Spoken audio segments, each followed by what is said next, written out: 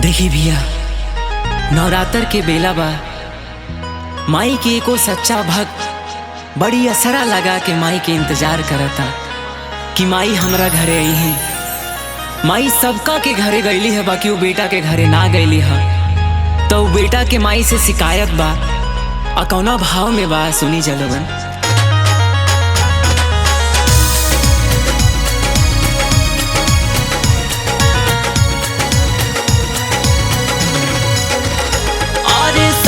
का दुआर हिया तू आहिलू माया दिया, काहे छटलू अंगनवा मोर हो, काहे छटलू अंगनवा मोर हो।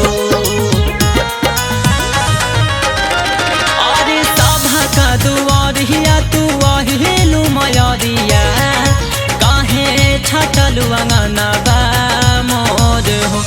अरे बारी के घियाना के दिया नाये मैया, ठाड़ बनी हाथ दोनों जोड़ हो। अरे बारी के घियाना के दिया नाये मैया, ठाड़ बनी हाथ दोनों जोड़ हो।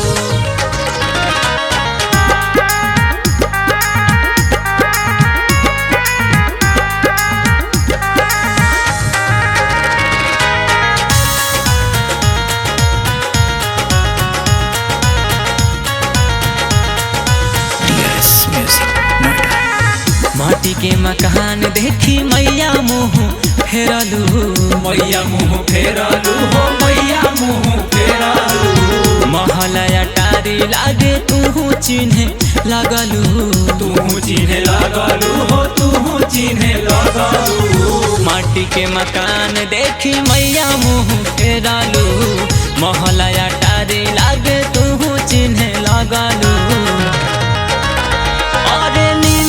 के डाढ़िया पा झूलू वाला गावा में फूला वाले ऐनी भोरे भोरे हो।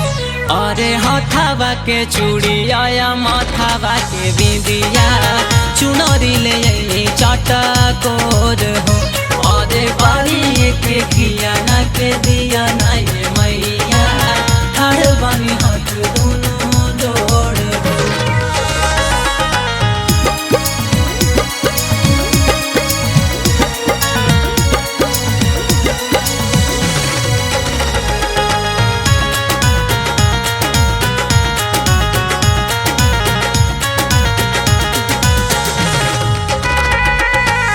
तू ही जग जननी हऊ मैया महारानी, मैया महारानी हो, मैया महारानी। भेदभाव काहे लइका हमहू तोहरे बानी, लइका तोहरे बानी माई, लइका तोहरे बानी। तू ही जग जननी हऊ मैया महारानी, भेदभाव काहे लइका हमहू तोहरे बानी। बजरिया से मुरहुती ले आईनी, पैसा जुटा के थोड़े थोड़े हो। अरे मौलहीपुर से वाला और कोयलीपुर बजरिया, जगमग करे चारों ओर हो। अरे बारी के किया ना के दिया ना ये मैया, ठाड़ बनी हाथ दोनों जोड़ हो। अरे बारी के किया ना के दिया ना ये मैया, ठाड़ बनी हाथ दोनों जोड़ हो। बोलो दुर्गा मैया की।